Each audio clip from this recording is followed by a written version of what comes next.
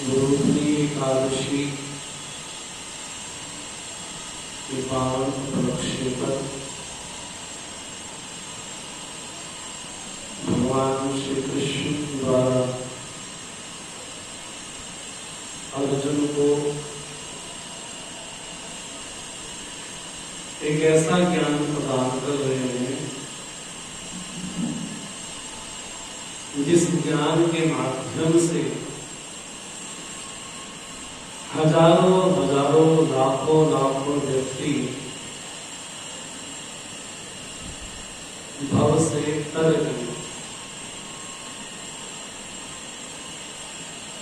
भगवान श्री राम जब अंतिम उपदेश अपने समस्त अयोध्या वासियों को करते हैं श्री रामचरितमानस के उत्तर कांड में, तब भगवान श्री राम ने इस शरीर को कहा कि ये शरीर भवसागर से पार होने की एक बेड़ा है, एक जहाज है, और उस जहाज के जो कर्णधार है, उस नाव को जो चलाने वाले वो कौन है? तो कहा कर्णधार सदगुरु। और पुराने जमाने में, पुराने समय में जहाज को किस दिशा में जाना है उसके लिए हवा देखी जाती थी कि हवा किस ओर है। तो भगवान बोलते मेरी कृपा मानो कि वायु हवा की तरह है। उस जहाज को, उस नाव को, उस बेड़ी को चलाने वाला कौन है? तो कहा सदगुरु। कर्णधार सदगुरु दृढ़ नावा।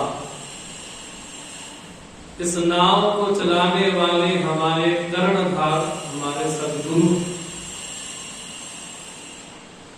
आप कल्पना करो कि हम बेड़ी में बैठे हों, हम जहाज में, नाव में बैठे हों और उसको कोई चलाने वाला ना हो तो उस जहाज की क्या दिशा होगी, तो क्या दुर्दशा होगी। आज के जमाने का जहाज नहीं, आज के जमाने में तो व्यक्ति खुद ही चला लेता है, लेकिन जो जहाज, जो नाव पहले होती थी और अभी भी कहीं ना कहीं देखने को मिलती है, जिस नाव को चलाने वाले सदगुरु हुआ करते, खेवनहार हुआ करते। जैसे भगवान श्री राम को जब गंगा पार करनी थी तब भगवान ने केवट का आश्रय लिया और केवट के माध्यम से भगवान ने गंगा पार की। वैसे ही भगवान अयोध्या वासियों के बहाने हम सभी लोगों से कहते हैं कि शरीर एक बेड़ा है, उसके कर्णधार चलाने वाले हमारे सदगुरु हैं और उसको दिशा देने वाली भगवान की अहेतु की कृपा है। भगवान बोलते अगर तीनों चीजें किसी को मिल जाए, हालांकि तीनों का संयोग हो पाए ये भी बड़ा मुश्किल है। मनुष्य शरीर मिल पाए ये बहुत मुश्किल है। हम अपने आप को तो देखते हैं, हट्टा कट्टा भगवान ने शरीर दिया है, चल फिर लेते हैं, बोल लेते हैं, बातचीत कर लेते हैं, खा पी लेते हैं, जो कहे मुख से वो आ जाता है। लेकिन ऐसे कितने पशु हैं, कितने पक्षी हैं जिनको बोलना नहीं आता, बेचारे भूख के मारे आतुर हो जाते हैं। ना बैठने का ठिकाना, ना सोने का ठिकाना, ना जगने का ठिकाना, ना खाने का ठिकाना, कोई ठिकाना भी नहीं। उनसे हजार गुना श्रेष्ठ शरीर कोई है तो हमारा हाँ जी, मनुष्य का शरीर, कुत्ता, बिल्ली, मगरमच्छ कोई भगवान का राम का नाम नहीं ले पाते। न सुंदरकांड पढ़ सकते हैं, न हनुमान चालीसा कर सकते हैं, न गीता सुन सकते हैं, न गीता पढ़ सकते हैं, न भागवत सुन सकते हैं। तो कई श्रेष्ठ शरीर हमको प्राप्त हुआ। उसके बाद हमारे जीवन में किसी सदगुरु का आगमन भी हुआ।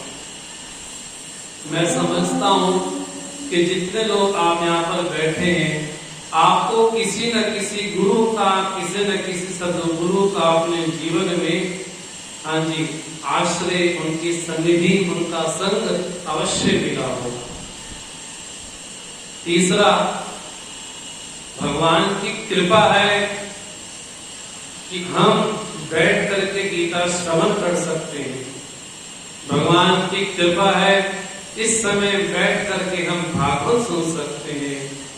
अगर वो भाव ना होता तो घर में इस समय गर्मी के मौसम में आराम से एसी कूलर के नीचे बैठ करके दुनिया भर के जिनका पुराण चुगली कुछ न कुछ किया ही करते।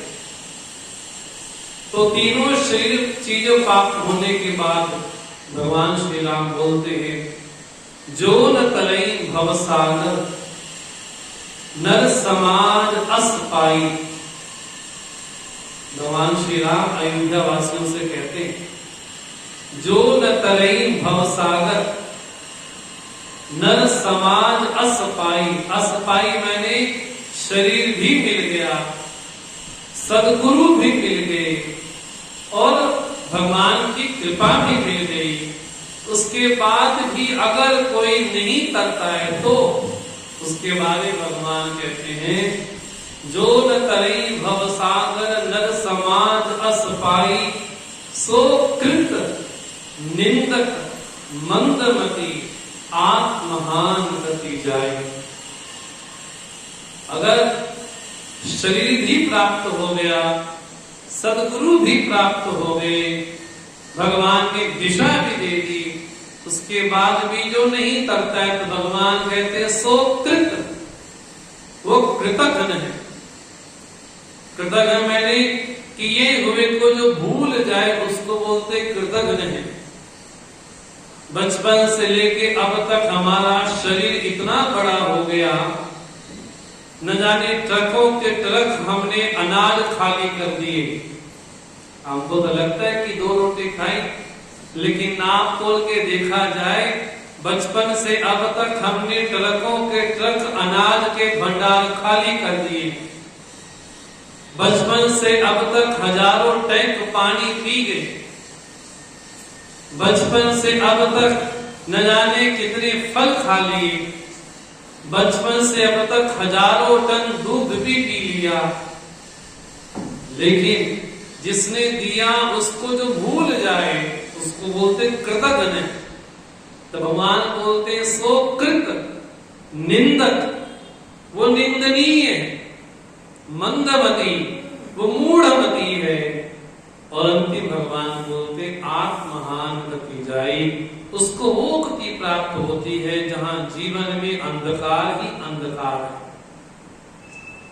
ऐसे कई पशुओं के शरीर हैं जिनकी आयु 300, 400, 500 साल भी होती। ऐसे कई नाग भी हैं जिनकी आयु 1000 वर्ष भी होती। अब आप कल्पना करो, ऐसा जिसको शरीर प्राप्त हुआ होगा, जिसकी आयु 700, 800, 900, 1000 वर्ष की हो, उसका सारा जीवन कैसा होगा? अंधकार में सोना, अंधकार में ही उठना, अंधकार में ही रहना। जिसके जीवन में न भगवत चर्चा है, न भगवान की कोई चर्चा विशेष है, उसका जीवन कैसा होगा?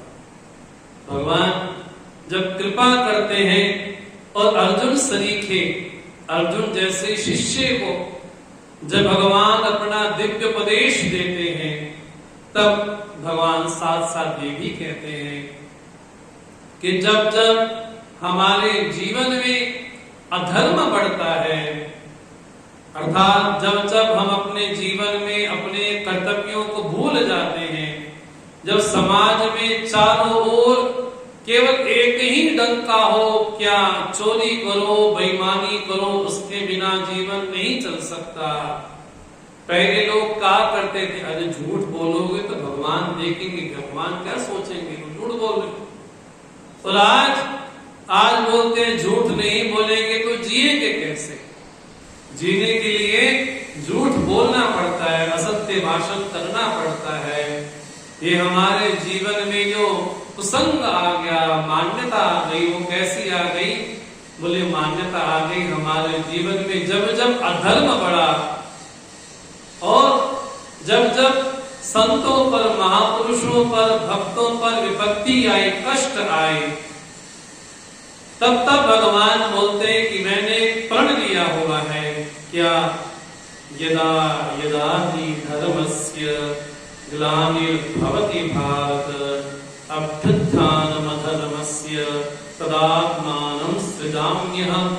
जब जब धर्म की हानि होती, क्या धर्म की हानि मतलब क्या, आजकल लोग बोलते ना कि भगवान को अवतार ले लेना चाहिए। इतना कलयुग आ गया है, सुबह उठो टीवी खोलो, सुबह उठो न्यूज़पेपर देखो, वहां पर ये डकैती हो गई, वहां पर ये व्यभिचार हो गया, वहां पर ये चोरी हो गई, वहां पर ये कत्ल हो गया, यहाँ पर ऐसा हो गया। शहर के नाम बदल जाएंगे, पानीपत का, सोनीपत का, दिल्ली का नाम बदल जाएगा, लेकिन खबर तो वैसी ही होगी। आप दिल्ली चले जाओ, महाराष्ट्र चले जाओ, पंजाब चले जाओ, किसी भी जगह चले जाओ, सुबह जब अखबार खोलते हैं, जब सुबह टीवी की न्यूज खोलते हैं तो क्या सुनाई पड़ता है, इतने लोग मर गए, इनका मर्डर हो गया, ये व्यभिचार हो गया, ये चोरी हो गई, पुत्र ने पिता को घर से निकाल दिया, पुत्र ने अपनी माँ को घर से निकाल दिया, पुत्र ने अपने माता पिता पे कुठार किया, उनको मारा। अब आप सोचो कि पूरे शहर में जहां भी आप जाएं, केवल एक ही न्यूज सुनाई पड़ती है कि समाज में ऐसा ऐसा हुआ। इसका सीधा सीधा अर्थ क्या है पता है? भगवान बोलते हैं, जब जब हमारे जीवन में हम अपने कर्तव्यों को भूल जाते हैं, कर्तव्य मैंने हमको जो करना चाहिए वो जब नहीं करते तो क्या होगा, बोले तब तब अधर्म बढ़ता है, और जो अधर्म का साथ देता है वो भी अधार्मिक है। जो मांस खाए उसको भी पाप, जो मांस लेकर के आए उसको भी पाप। ऐसा नहीं कि मैं खाली लेकर के आता हूं मुझे कोई पाप हाँ जी नहीं लगेगा, बोले उसको भी लगता है। तो भगवान बोलते हैं जब जब धर्म की हानि होती है, धर्म का कभी नाश नहीं होता। धर्म को सही सही समझना चाहिए। धर्म मैंने क्या, जो जोड़ करके रखे उसका नाम धर्म है। अच्छा एक बात बताओ, हम में से कितने लोग अभिमान को पसंद करते हैं? हाँ जी, हम में से कितने लोग अभिमानी व्यक्ति को पसंद करते हैं? हाँ जी, कोई पसंद नहीं करता। तो किसी ने आपसे कहा कि आप उसको पसंद करो कि ना करो? ये किसने कहा? ये किसी ने हमसे कहा नहीं कि अभिमानी को पसंद करना चाहिए। देखो हम लोग कितने लोग बड़े भी हो जाएं लेकिन अपनी जड़ों से दूर नहीं हो सकते। एक चोर का जो गिरोह होगा ना, उसका जो सरदार भी होगा, वो भी ये चाहेगा कि मेरा जो साथी हो वो ईमानदार हो।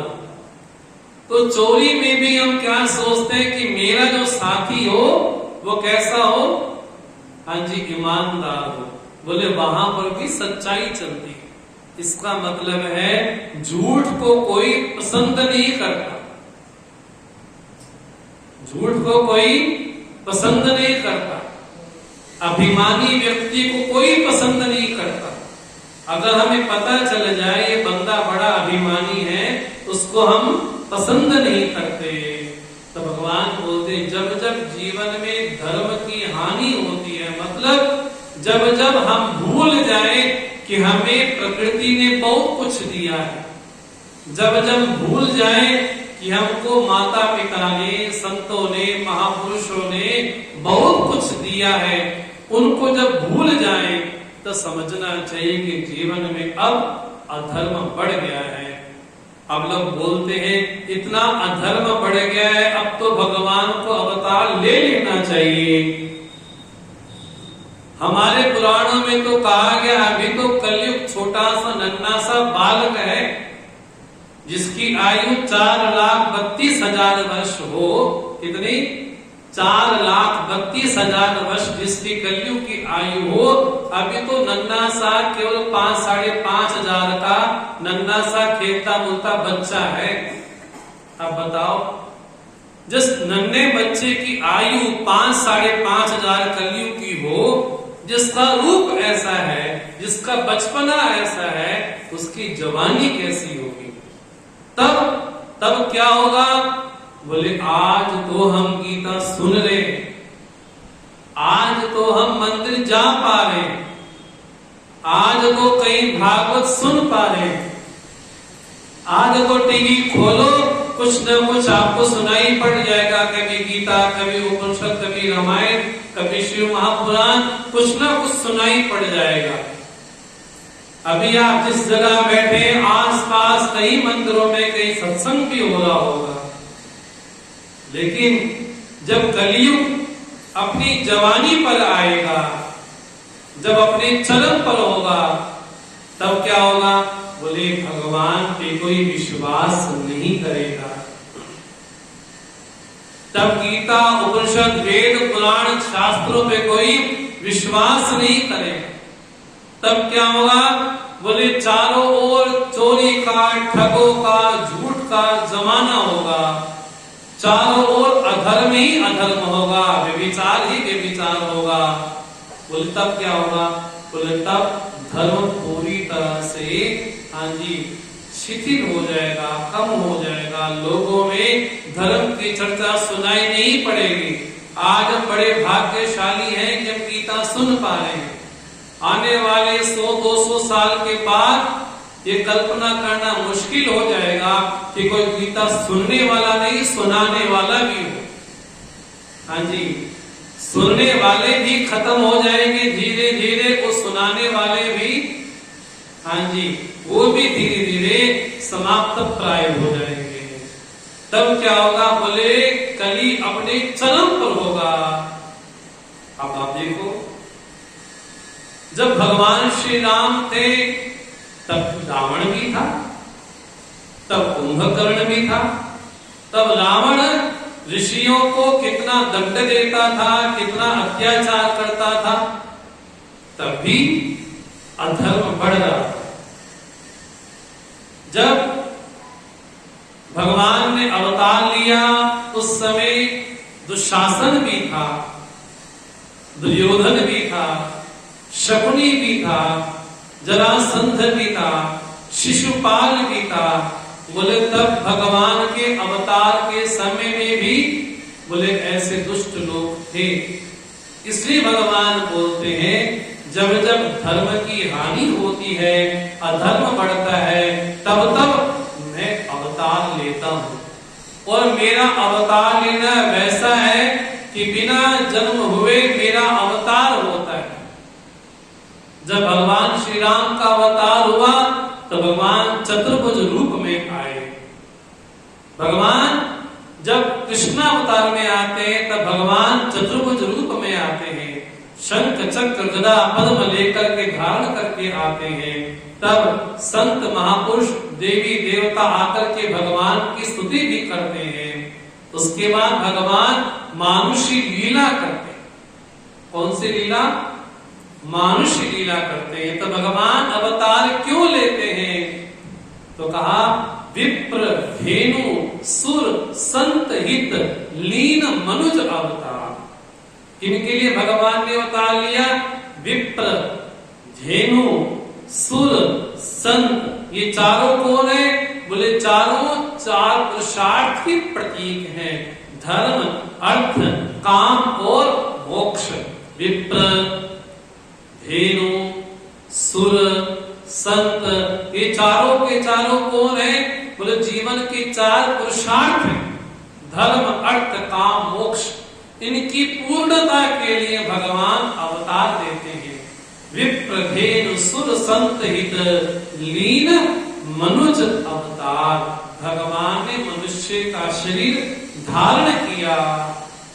अब देखो फिल्मों में जो एक्टर काम करता है ना, तो हम जो फिल्म देखते हैं, हमको क्या लगता है कि ये सच्ची मुच्ची उसको मार देगा, उसके हाथ में गन भी है, पिस्टल भी है, उसको मार भी देता है। लेकिन जो रोल कर रहा है ना, अभिनय कर रहा है, उसको पक्का पता है कि मैं अभी क्या कर रहा हूं? एक्टिंग कर रहा हूं।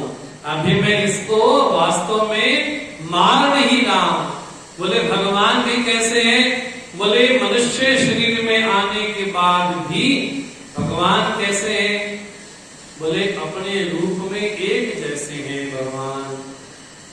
इसलिए भगवान किनके लिए आते हैं? तो कहा परित्राणाय साधूनां विनाशाय च दुष्कृतां धर्म संस्थापनार्थाय संभवामि युगे युगे। साधुओं की, भक्तों की रक्षा के लिए जब यज्ञ कश्यप ने प्रहलाद को इतने कष्ट दिए, कैसे कष्ट दिए? हमारी तो रूह कांप रही। क्या बोले? जो जहरीले सांप हैं, जहरीले सांपों से प्रहलाद को डसवाया, बड़ी बड़ी ऊंची पहाड़ियों से नीचे धक्का दिया, न जाने कितने प्रकार के शस्त्रों से, भालों से प्रहार किया गया, यहां तक कि उसको जिंदा जलवाने का भी प्रयास किया गया। उसके बाद भी प्रहलाद की भक्ति में कोई फर्क नहीं आया। तब भगवान क्या करते हैं? परित्राणाय साधूनां, साधुओं की, प्रहलाद की भक्ति की रक्षा के लिए भगवान अवतरित होते हैं।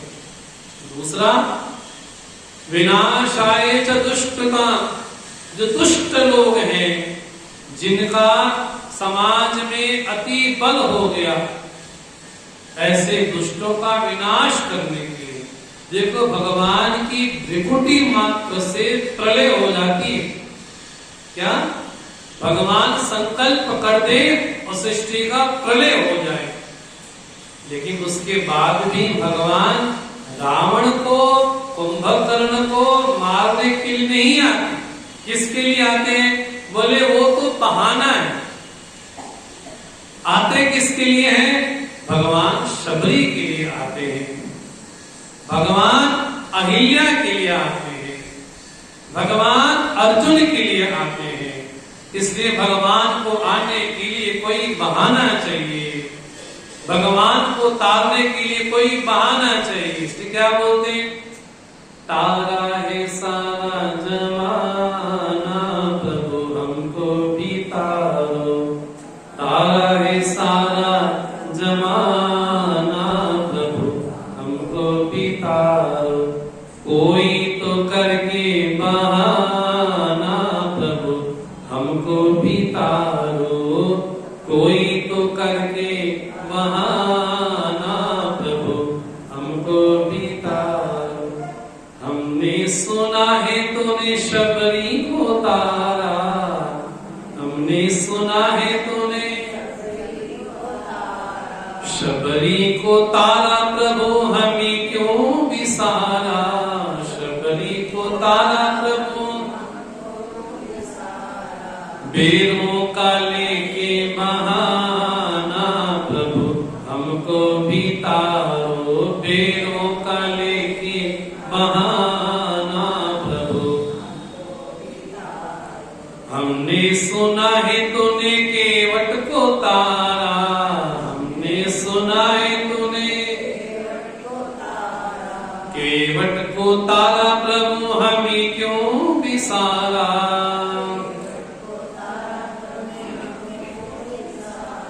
नौका का लेके बहाना प्रभु हमको भी तारो, नौका का लेके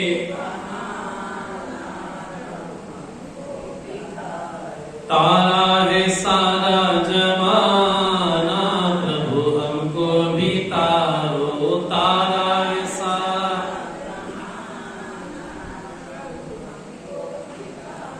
हमने सुना है तूने अर्जुन को तारा, हमने सुना है तूने अर्जुन को तारा प्रभु हमें क्यों विसारा, अर्जुन को तारा प्रभु गीता का लेके बहाना प्रभु हमको भी तारो, गीता का लेके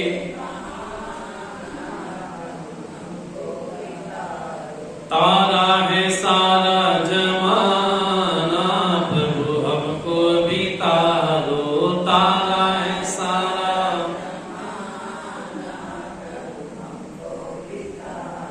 हमने सुना है तूने प्रहलाद को तारा, हमने सुना है तूने प्रहलाद को तारा प्रभु हमें क्यों विसारा,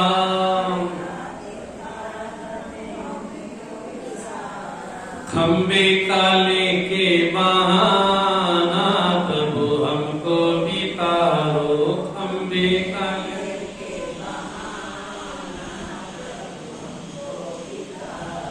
हमने सुना है तूने भक्तों को तारा, हमने सुना है तूने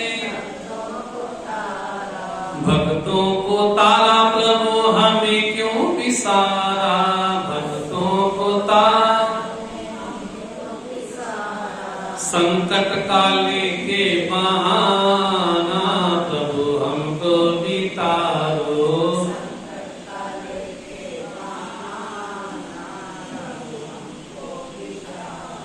तारा है सारा जमाना प्रभु हमको भी तारो, तारा है सारा।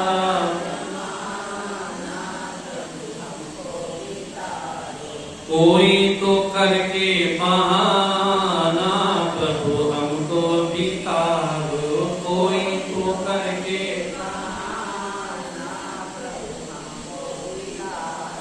कोई तो करके बहाना। भगवान कोई बहाना बनाए हम तो कुछ माध्यम बने आपको आने का। जैसे भगवान शबरी को तारते हैं, केवट को तारते हैं, प्रहलाद को तारते हैं, अर्जुन को तारते हैं, तो भगवान को आने के लिए कोई बहाना चाहिए, कोई माध्यम चाहिए, कोई जरिया चाहिए कि भगवान आए। भगवान शबरी की प्रार्थना सुन करके आए। शबरी के गुरु ने कहा इस राम नाम का जाप करो। शबरी बोलती इससे क्या होगा? उनके गुरु बोलते इस राम नाम का जो अर्थ है वो एक दिन तुम्हारे आश्रम में खुद ब खुद स्वयं चल करके आएगा। शबरी ने पूछा कब आएंगे? बोले ये कहा नहीं जा सकता कब आएंगे, लेकिन आएंगे अवश्य, ये वादा है।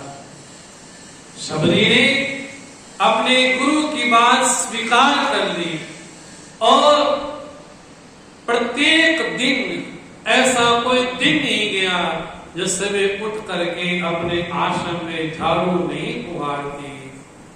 ऐसा कोई दिन नहीं गया जब अपना आश्रम साफ नहीं करती।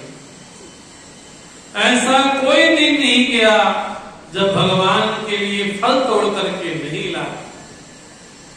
अब आप देखो, हमसे कहा जाए कि राम आएंगे, हमने 2 दिन, 3 दिन, 5 दिन बहुत ले करके 15-20 दिन भी कर दिया।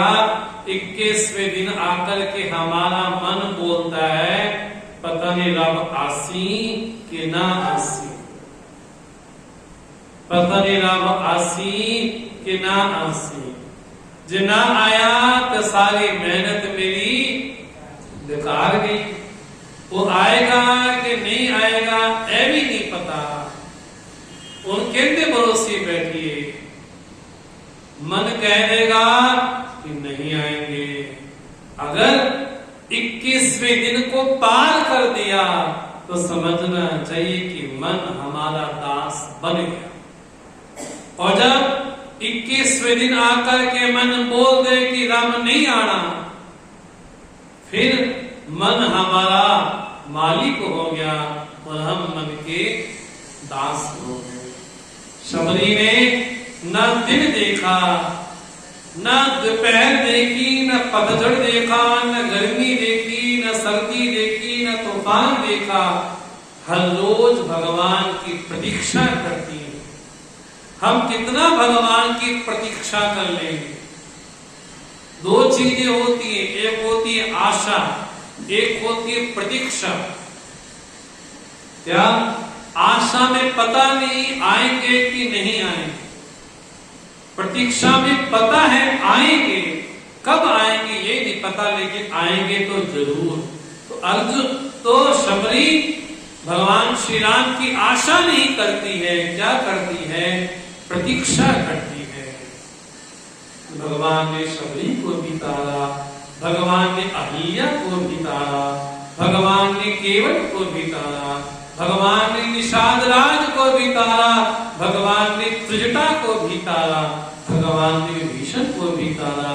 भगवान को आने के लिए कोई न कोई बहाना, हाँ जी, चाहिए। राम आएंगे तो आएंगे, क्या? राम आएंगे, राम आएंगे तो आएंगे, अवश्य आएंगे, लेकिन निर्भर करता है हमारी भक्ति पर, हमारे दृढ़ विश्वास पर। इसे भगवान बोलते हैं परित्राणाय साधूनां विनाशाय च दुष्कृतां धर्म संस्थापनार्थाय। जब कंस ने अत्याचार की अति कर दी और ऐसी अति कर दी कि चहों ओर पाप का बोलबाला हो गया। हम लोग जब कहते हैं कि भगवान को आ जाना चाहिए, अब कलयुग का रूप देखा नहीं जाता, लेकिन ये चीज भूल जाते हैं क्या? भगवान को आने के लिए कोई बहाना चाहिए, कोई माध्यम चाहिए। भगवान को आने के लिए वसुदेव चाहिए, देवकी चाहिए। भगवान को आने के लिए राम चाहिए, कौशल्या चाहिए। हम न कौशल्या बनने को तैयार है, हाँ जी, न देवकी बनने को तैयार है, न वसुदेव बनने को तैयार है, न दशरथ बनने को तैयार है, न कर्दम बनने को तैयार है। भगवान को कोई न कोई निमित्त पाकर के अवतार लेते ही, और भगवान अपनी मर्जी से अवतार लेते हैं। संभवामी मैंने जैसा परिवेश हो, जैसी परिस्थिति हो, भगवान वैसा रूप ले लेते हैं। तो भगवान कभी कच्छप बन जाते हैं, समुद्र मंथन में भगवान कच्छप बन गए। कभी भगवान मछली बन जाते, मत्स्यावतार लेते। कभी भगवान वराह बन जाते हैं, कभी भगवान कूर्म बन जाते हैं। भगवान का कूर्मा अवतार भी है। कभी भगवान समुद्र मंथन से निकला अमृत बांटने के लिए धनवंतरी भी बन जाते हैं। तो भगवान सनकादि ऋषि भी बन जाते हैं। सनक सनत सनातन कुमार जो चार भाई हैं, वो भगवान का ही स्वरूप है। तो कभी भगवान अपने मां पे कृपा करने के लिए भगवान कपिल भी बन जाते हैं। भगवान कपिल अपनी मां देवहूति को उपदेश करने के लिए अवतार भी लेते हैं। भगवान अपने भक्त की रक्षा के लिए नृसिंह भी बन जाते हैं। अपने भक्तों की रक्षा के लिए भगवान कुछ भी बनने को तैयार हो जाते। देखो, घर में नन्हा सा बच्चा हो ना, अपने पिता से क्या बोलता है? पापा घोड़ा बनो, मुझे घोड़े की सवारी करनी है। तो उस समय पिता घोड़ा बनता है कि नहीं बनता? बोले बन जाता है। और भक्त माने बच्चा, माने मासूम सा भक्त जब भगवान से प्रार्थना करता है कि भगवान आप ऐसा बन जाओ, तो भगवान वैसा बन जाते हैं। मुख्य बात तो ये कि हम भगवान को कितने प्यार से बुलाते हैं और कितनी निष्ठा से बुलाते हैं, तो भगवान तो आने को तैयार है। अब भगवान बोलते हैं धर्म संस्थापनार्थाय संभवामि युगे युगे।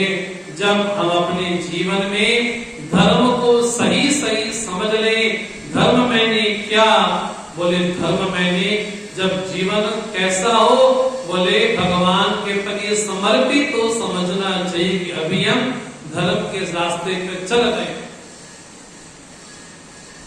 और वर्तमान समय में चारों ओर जहां भी देखते हैं, बोले चारों ओर अधर्म ही अधर्म बढ़ रहा है।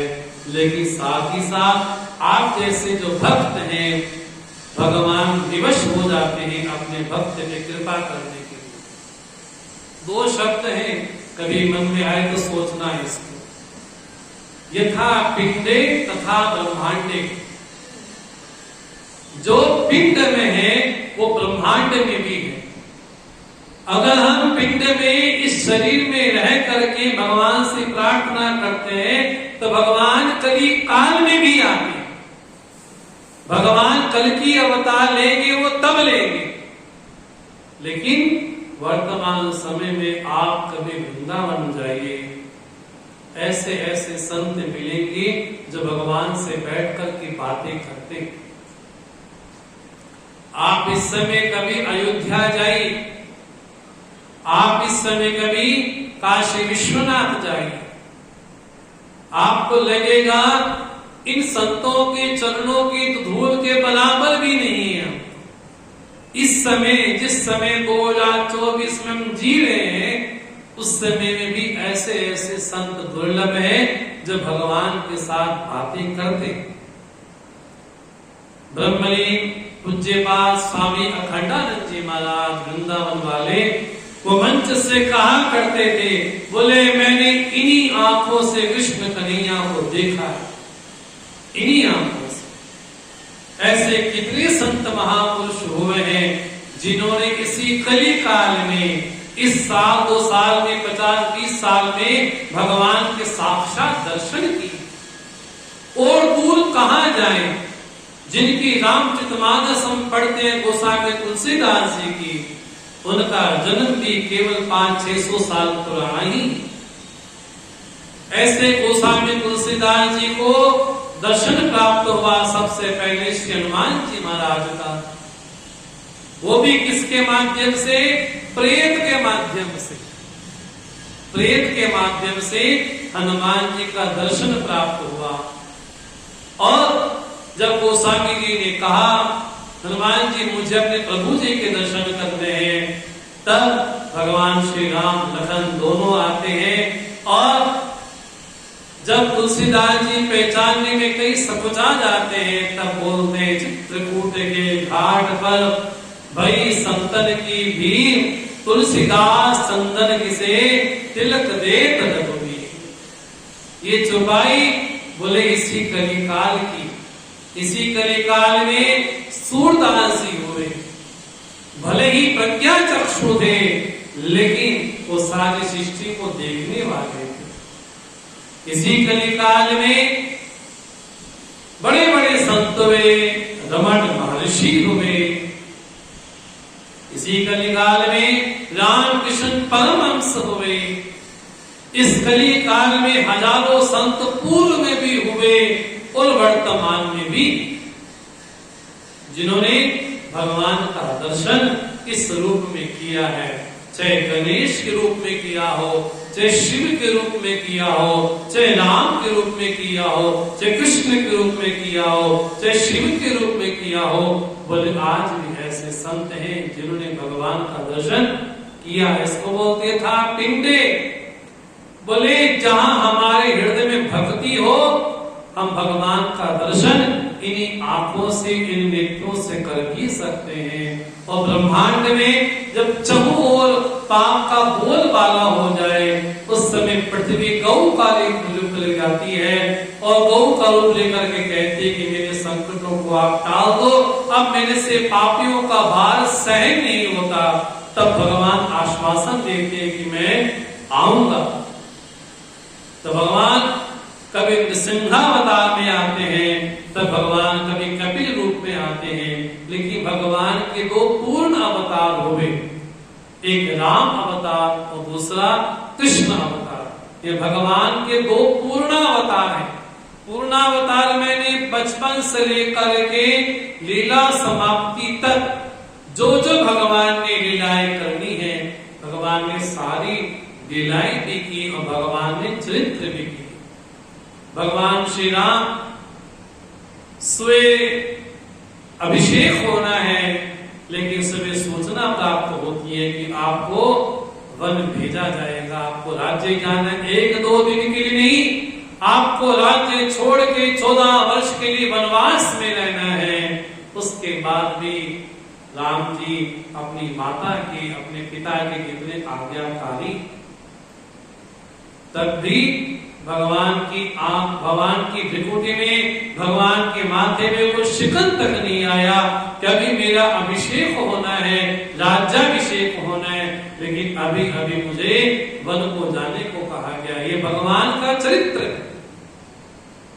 सुबह उठते हैं तो अपने गुरुजनों को, माता पिता को प्रणाम करते हैं, ये भगवान का चरित्र है।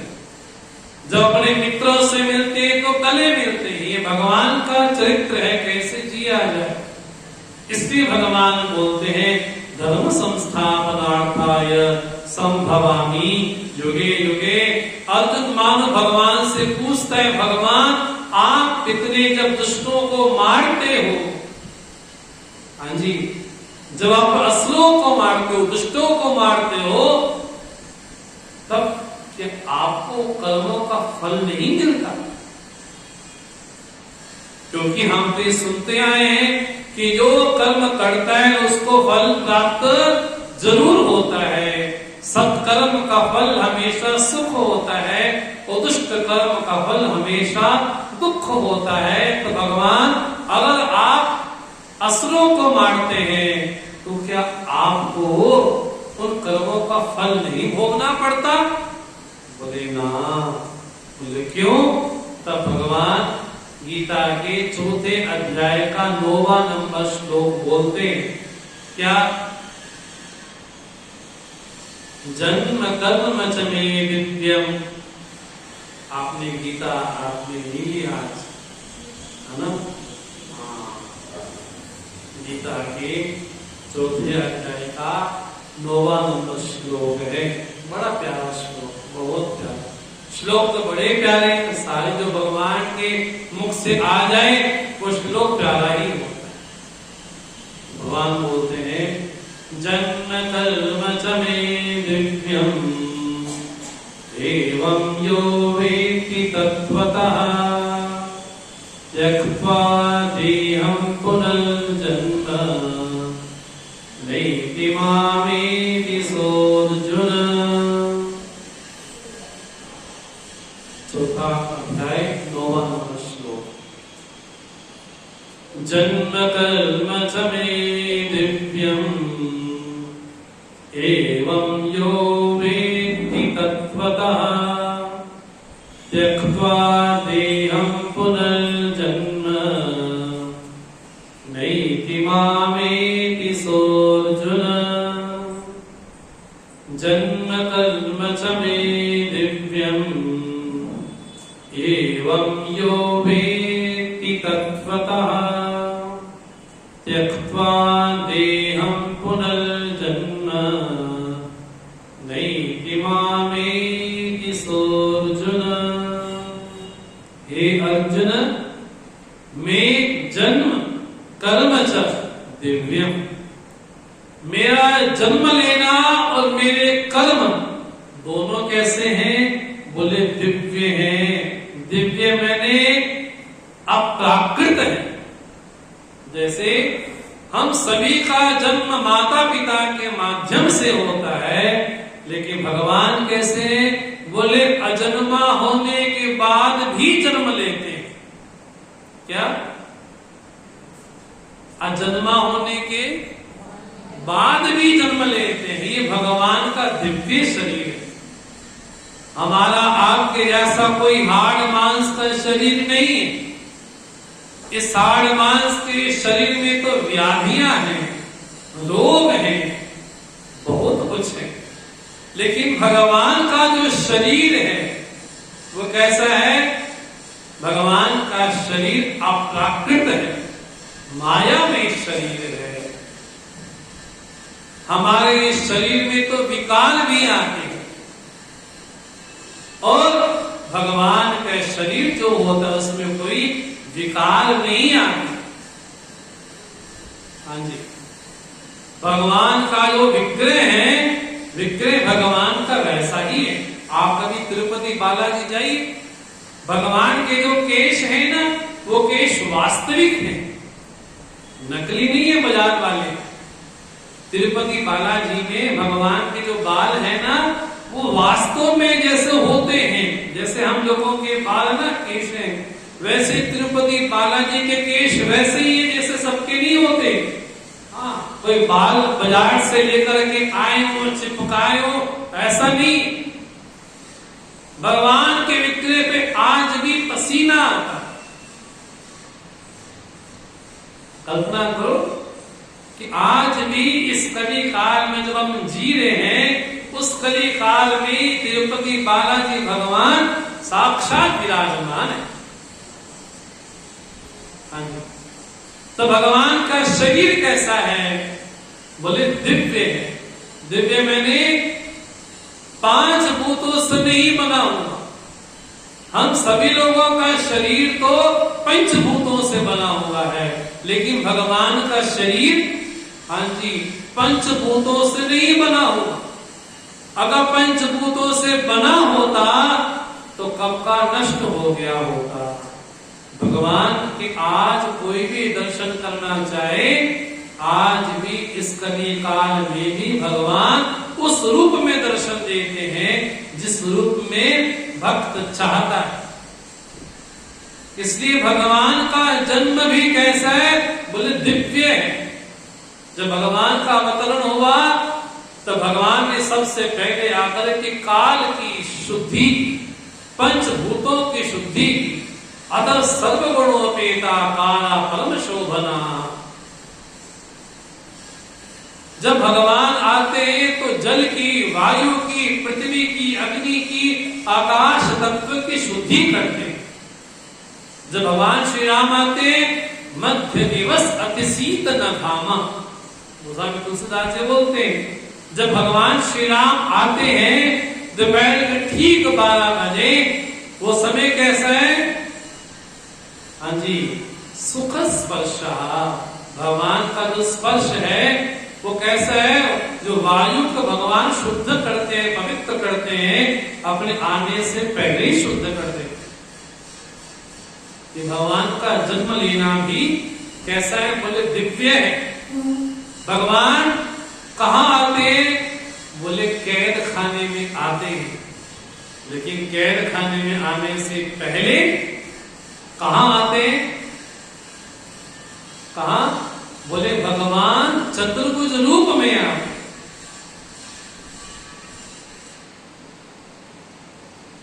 और चतुर्भुज रूप में आने के बाद समस्त देवता भगवान की आपकी स्तुति करते हैं। ये भगवान का जन्म क्या है? बोले प्राकृत नहीं, पंचभूतों से बना हुआ नहीं। कैसा है? बोले दिव्य है। भगवान का जो शरीर है बोले दिव्य।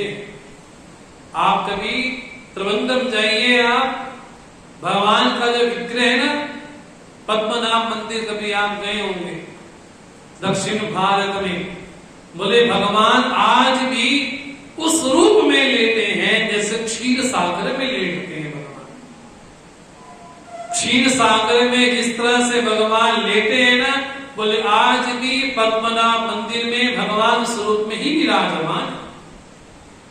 और बोले आज भी दुग्ध की जो धाराएं हैं यहां पर दिखाई पड़ती। भगवान का जन्म लेना भी कैसा है? बोले दिव्य है। कैसा है? प्राकृत नहीं है, अलौकिक है। भगवान जब लीला पूरी करते हैं तो इस शरीर के साथ ही भगवान सदैव अपने धाम को जाते हैं। तो भगवान का जन्म लेना भी दिव्य है। और भगवान के कर्म, बोले भगवान के कर्म भी कोई सामान्य नहीं। कैसे? बोले प्राकृत नहीं है, अप्राकृत है, अलौकिक है। भगवान की जो करनी है बड़ी अलौकिक है। भगवान की करनी, भगवान जब शिशुपाल का वध भी करते हैं तब शिशुपाल के शरीर से जो ज्योति निकलती है वो ज्योति सीधा आकर के भगवान के हृदय में विराजमान हो जाती। ये क्या है? अगर शिशुपाल का संहार भी करते हैं भगवान, हाँ जी, अंतिम समय में उसकी स्मृति भगवान से एक रूप भी हो जाती। भगवान के कर्म भी ऐसे, भगवान कईयों को मारते हैं तो कईयों का उद्धार भी करते हैं, तो कईयों का संहार भी करते हैं भगवान।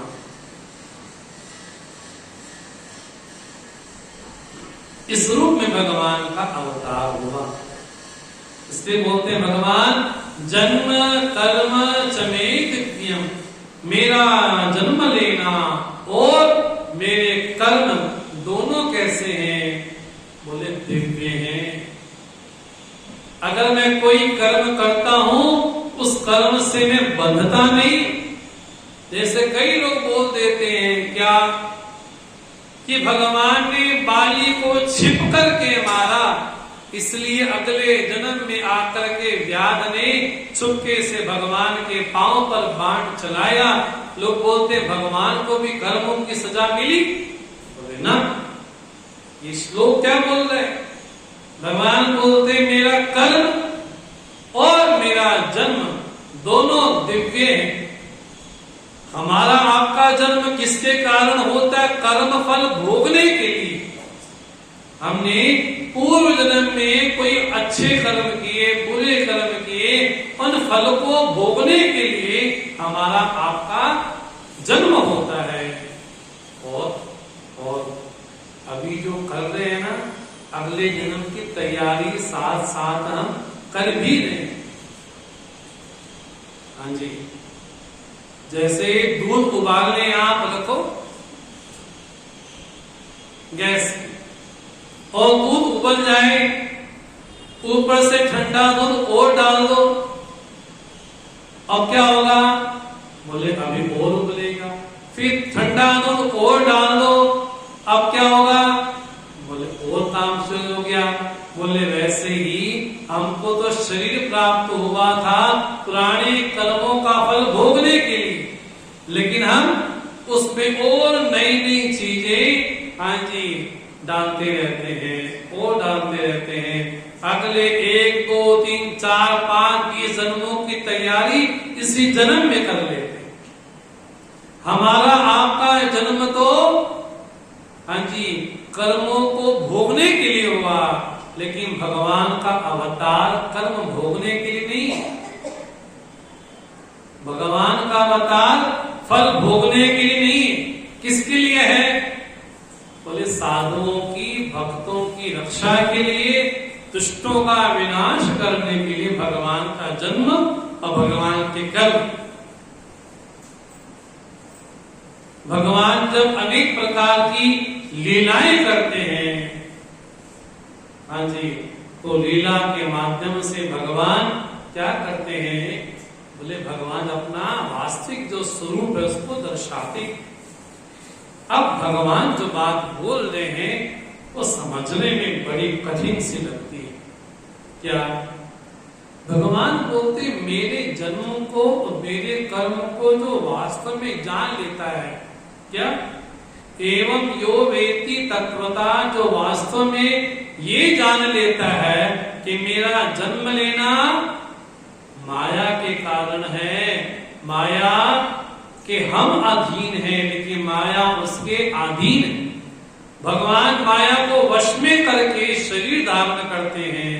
अगर कोई ये जान लेता है कि भगवान का जन्म लेना दिव्य है, भगवान के कर्म भी दिव्य है, अगर कोई जान लेता है तो भगवान बोलते हैं त्यक्त्वा देहं पुनर्जन्म अगर कोई चाहता है कि दोबारा कभी मेरा जन्म ना हो, अगर हम थक गए हो, बार बार जन्म लेते लेते थक गए हो, तो कोई हमारे पास उपाय होना चाहिए ना। भगवान से पूछा जाए, भगवान हम बहुत बार मनुष्य बन गए, पशु बन गए, न जाने क्या क्या बन गए, अब हम थक गए, अब दोबारा जन्म लेना हम नहीं चाहते, तो कोई उपाय बतलाओ। बोले हाँ उपाय तो है। बोले क्या उपाय है? बोले ये श्लोक उपाय है इस चीज का, दोबारा कभी हमारा जन्म ना हो। तो क्या उपाय है? बोले उपाय ये है, जो मुझे ये जान ले कि मेरा जन्म लेना कैसा है, बोले अप्राकृत है, मेरे कर्म अप्राकृत हैं। कैसे हैं? बोले जो माया के घेरे में नहीं आते। अगर कोई ऐसा जान लेता है तो भगवान बोलते हैं त्यक्त्वा देहम पुनः जन्म नाय, उसको पुनः जन्म नहीं लेना पड़ता। तो उसकी गति क्या होती है? गीता ध्यान से पढ़ना, भगवान क्या बोलते हैं? माम एति, वो मुझे प्राप्त करता है।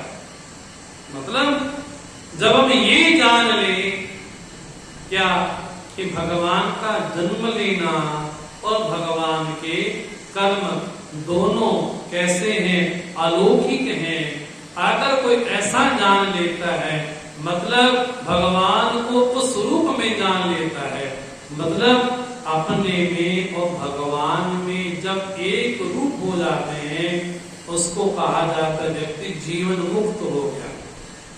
एक शब्द हमने सुना होगा, जीवन मुक्त। ऐसे कई जीवन मुक्त महापुरुष हैं जो शरीर होते हुए भी शरीर से अलग है, शरीर में रहते हुए भी वो अपने स्वरूप में रहते। इसके बड़ा सुंदर श्लोक आपने कभी सुना होगा, चिदानंद रूपः शिवोहम शिवोहम। मतलब इस रूप में जो जान लेता है, भगवान बोलते हैं उसको पुनः जन्म प्राप्त नहीं होता। और वो किसको प्राप्त करता है? बोले वो मुझे प्राप्त करता है। भगवान क्या अभी तक कोई ऐसा हुआ है जिसने आपको जान लिया? आपको एक दो नाम तो बता दो। आप जो बोल रहे हो उसका कभी दोबारा जन्म नहीं होता, मुझे प्राप्त करता है, कोई उदाहरण आपके पास में है? कोई गिनती है कि 2 3 4 लोग तर गए? कोई जरिया है? बोले हाँ है। उसके लिए भगवान बोलते हैं जीवन में 3 चीजों को छोड़ना पड़ता है। किसको? तो कहा गीता के 4थे अध्याय का 10वां नंबर श्लोक। क्या बोलते हैं भगवान? वीतराग भय क्रोधा मन्मया मामुपाश्रिता बहवो ज्ञान तपसा भूता मद्भावमागता। वीतराग भय क्रोधा मन्मया मामुपाश्रिता बहवो ज्ञान तपसा भूता मद्भावमागता। जिसके जीवन से 3 चीजें चली गई, कौन सी? राग, भय और क्रोध। क्या? राग, भय और क्रोध। और देखा जाए ये तीनों चीजें हमारे जीवन के साथ बहुत जुड़ी। राग में नहीं जो रंग हो, जो रंजना करे, ये चीज बड़ी प्यारी है, ये मेरे साथ रहे तो अच्छा है। ये पद मेरे से दूर नहीं जाना चाहिए, इस पद से मुझे आसक्ति हो गई, ये पद मेरे से दूर कहीं ना जाए, किसी को ना मिले, देखो आजकल जब चुनाव होते हैं तो क्या होता है, बोले सरपंची का भी चुनाव हो ना, MP MLA का तो बहुत दूर की बात रही, बोले वहां पर भी लड़ाई झगड़े हो जाते हैं।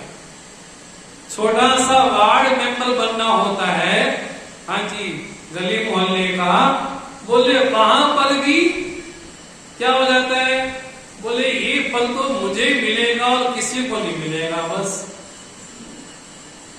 ये जो सुख मुझे मिल रहा है ना, ये किसी और को ना मिले। ये हम चाहते कि नहीं चाहते? जैसा सुख मुझे मिल रहा है ऐसा सुख किसी और को ना मिले। बोले ये क्या है? बोले राग है। ये व्यक्ति मेरे जीवन में हमेशा अंग संग रहे। आजकल नए नए बच्चे क्या बोलते हैं, मैं इसके बिना जी नहीं सकता, मैं इसके बिना मर जाऊंगा, ये मिलेगा तो ठीक, नहीं मिलेगा तो मैं फांसी लगा लूंगा, मैं कुछ खा लूंगा, मैं ये कर दूंगा। ये क्या है? बोले राग है। ये चीज मिलेगी तो मैं ठीक रहूंगा। कई बच्चों को बड़ा व्यसन हो जाता है, गंदे गंदे व्यसन। आजकल तो नशे भी बड़े गंदे गंदे आ गए।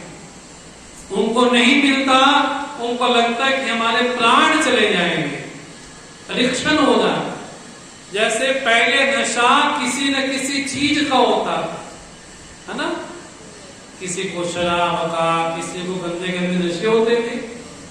बोले उसी तरह से आज के जमाने का नया नशा है, उसको बोलते मोबाइल का नशा, है ना। आजकल बच्चों को कहो कि मोबाइल छोड़ दें, बोले ना, मोबाइल को नहीं छोड़ता। बोले जैसे शराब एक नशा है, हाँ जी, जिस तरह से अनेक प्रकार के नशे हैं, उसके बिना व्यक्ति नहीं रहता, नहीं रह सकता। बोले ये भी अपने आप में, हाँ जी, नशा है। छोड़ उनके हाथ से ले लेंगे तो मानो उनके प्राण निकल जाएंगे। अभी कल परसों एक छोटे बच्चे की वीडियो देखी हमने। वो क्या बोल रहे हैं कि मेरा जो फादर है वो कौन है? बोले गेम में रहता है। तुम कौन हो? बोले मैं रोबोट हूं।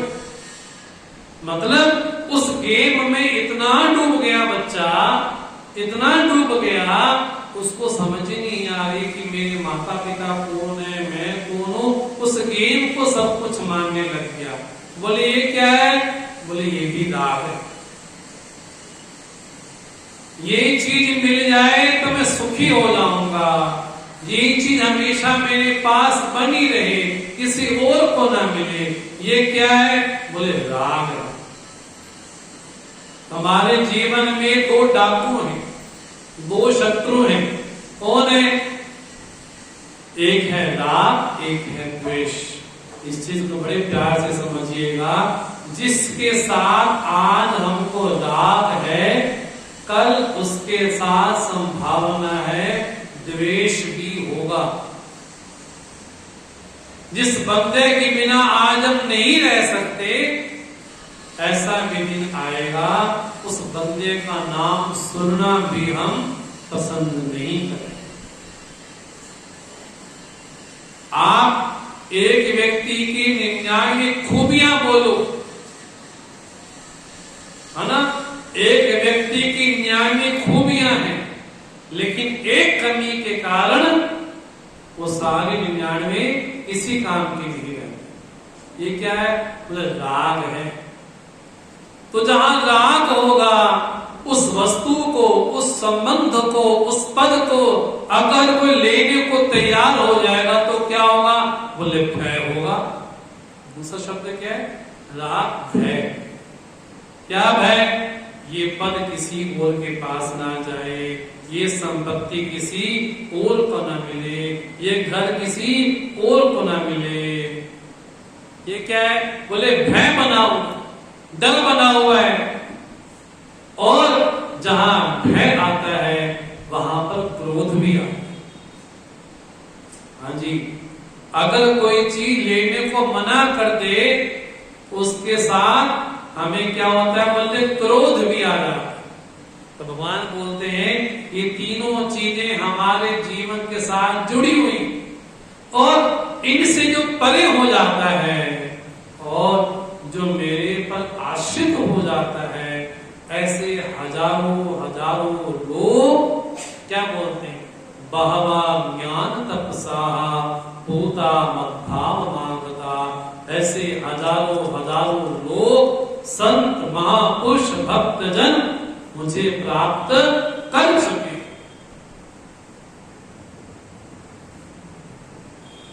और उससे हुआ क्या, बोले मेरे भाव को, मेरे स्वरूप को प्राप्त कर चुके हैं। अच्छा भगवान जब प्राप्त कर ही चुके हैं तो सारे कहां जाते हैं? भगवान बोलते हैं जो जिस भाव से मुझे भजता है मैं वैसा बन जाता हूं। क्या बोलते हैं भगवान, ये यथा मां प्रपद्यन्ते तांस्तथैव भजाम्यहम्। ये 11वां नंबर श्लोक है। ये यथा मां प्रपद्यन्ते तांस्तथैव भजाम्यहम् मम वर्तमान वर्तन्ते मनुष्यः पार्थ सर्वशः। जो मुझे जिस भाव से भजता है मैं वैसा हो जाता हूं। किसी ने कहा कि भगवान नाम की चीज सृष्टि में नहीं है तो उसके लिए मैं नास्तिक विचार वाला भी हो जाता हूं। हाँ, कोई कहता है भगवान है, उसके लिए अस्थि भाव भी हो जाता हूं, मैं हूं। कई लोग हैं संसार में, दो ही लोग होंगे, या तो कहेंगे कि भगवान है या तो कहेंगे भगवान हाँ जी नहीं है, लेकिन दोनों में भगवान शब्द तो रहेगा। क्या बोलते हैं, जो मुझे जिस भाव से भजता है मैं वैसा हो जाता हूं। अगर कोई आर्त है जिसके जीवन में संकट आए हैं, द्रौपदी ने पुकारा द्वारिकाधीश आओ, तो आर्त होकर के भगवान को पुकारा तो स्वयं द्वारिकाधीश भगवान हाँ जी वस्त्र बन करके आ गए। भगवान कूर्म बन जाए, वराह बन जाए, कच्छप बन जाए, यहां तक तो ठीक, लेकिन भगवान द्रौपदी के लिए स्वयं वस्त्र बन गए। ये भगवान का वस्त्रावतार है। गजेंद्र ने पुकारा, जब मगल ने इसको पकड़ लिया तब गजेंद्र ने पुकारा कि गोविंद चले आओ, गोविंद चले आओ।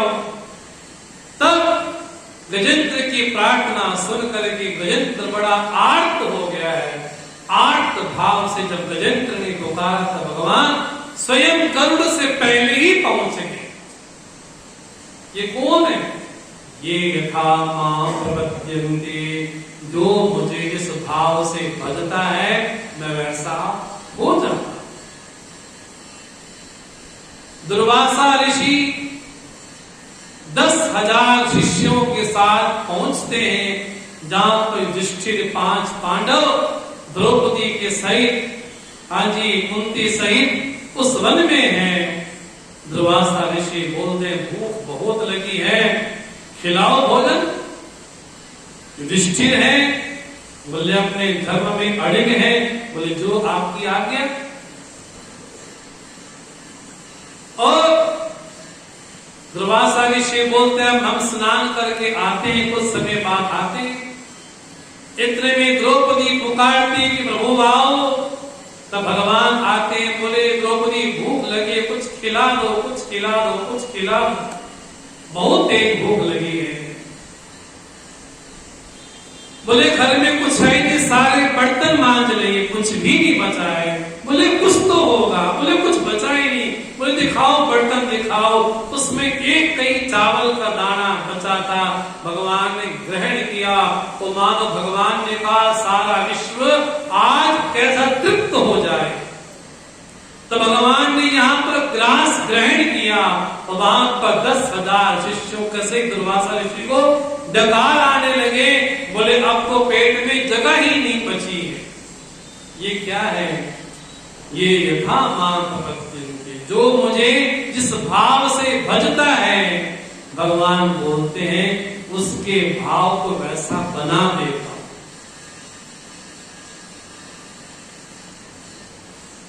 एक कोई भक्त गया, बोले आप मुझे तो भगवान का विग्रह दो ताकि भगवान की पूजा कर पाऊं। बोले कहां से लेकर जाऊं? गंगा तट पे बैठे, बोले ये पत्थर है, जाके इसकी पूजा किया करो। और उस भक्त की पूजा से प्रसन्न होकर के भगवान उस पाषाण से भी प्रकट हो जाए। ये क्या है? हम भगवान को जैसा चाहते हैं भगवान वैसा बन जाए, इसका भाव ये यथा मां प्रपद्यन्ते, जो मुझे जिस भाव से भजता है मैं वैसा बन जाता हूं। ये मेरी गारंटी। जो जिस भी भाव से जपेगा, जिस भी भाव से कहेगा कि भगवान ऐसे बन जाओ, तो भगवान हिरण्यकश्यप के लिए हाँ जी ना नर बने न पशु बने, ना दिन में मारा न रात्रि में मारा, न शस्त्र से मारा न अस्त्र से मारा। हाँ जी, ये यथा मां प्रपद्यन्ते, भगवान को जिस भाव से भजते हैं भगवान वैसा बन जाते। तो कोई आर्त है, तुलसीदास जी को शरीर में रोग हुआ और ऐसा भयानक रोग हुआ कि सहा नहीं जाता, तब गोस्वामी जी ने हनुमान बाहुक लिखा।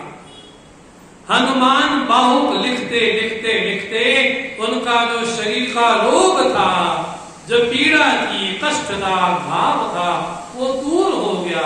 ये कौन है? बोले भगवान के आर्त भक्त।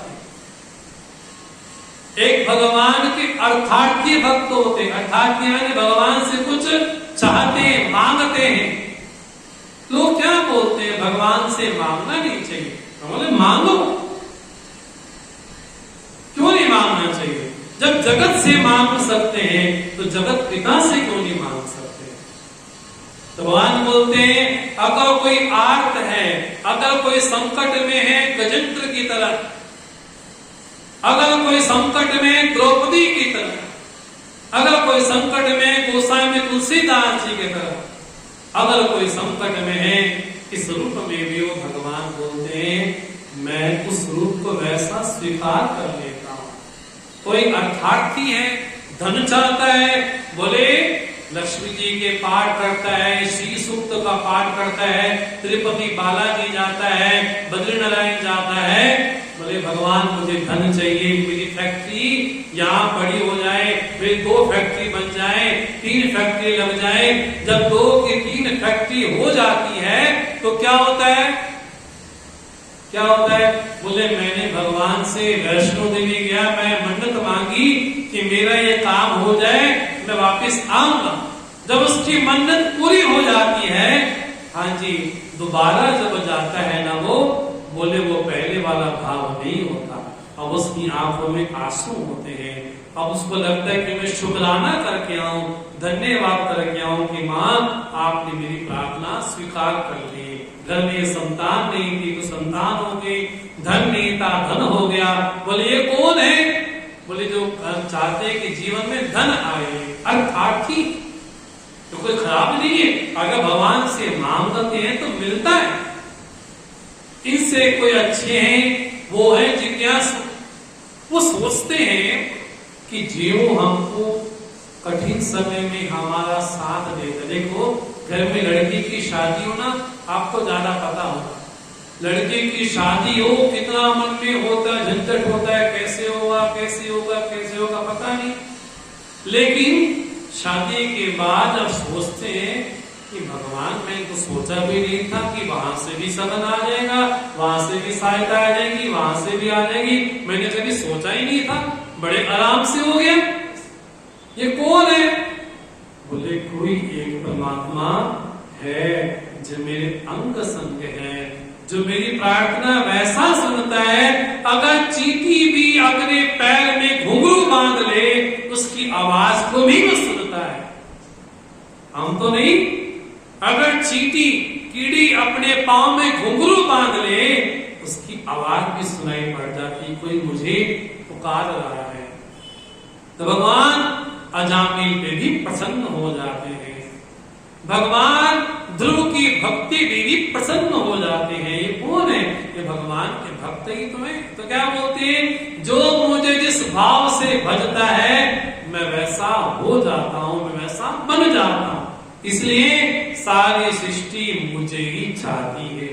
मम वर्तमान वर्तन्ते मनुष्या पार्थ सर्वशः।